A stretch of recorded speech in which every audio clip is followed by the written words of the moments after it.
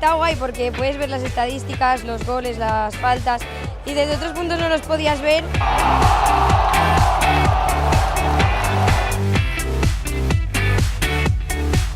Impressiona quan entres perquè és el primer club que ho té. Son muy modernas, muy bonitas, dan muchos datos sobre el partido. Muy americano todo, está muy bien, muy chulo. También saben los partidos del año pasado y me gusta.